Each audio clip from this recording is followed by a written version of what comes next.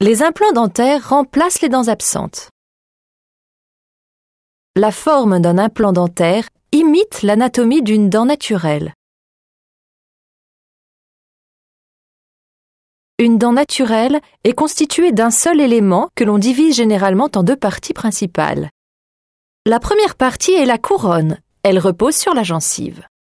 La seconde partie est la racine, elle est fermement ancrée dans l'os de la mâchoire. Un implant dentaire peut comprendre plusieurs éléments, dont deux parties essentielles. La première partie est une restauration, une création sur mesure de la même forme que la couronne de la dent naturelle.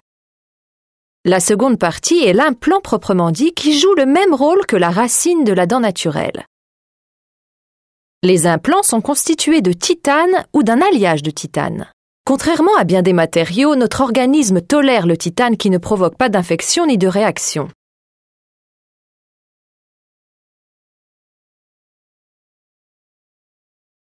La première étape de la pose d'un implant consiste à créer une ostéotomie dans l'os maxillaire adaptée au diamètre de l'implant. L'implant est ensuite inséré puis recouvert d'une vis de cicatrisation.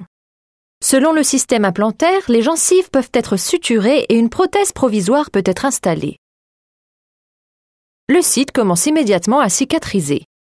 Un processus appelé ostéo-intégration s'opère lorsque les molécules de l'os se fixent au titane sur la surface implantaire. Il faut compter entre 2 et 4 mois pour que l'os recouvre entièrement la surface implantaire et fixe fermement l'implant.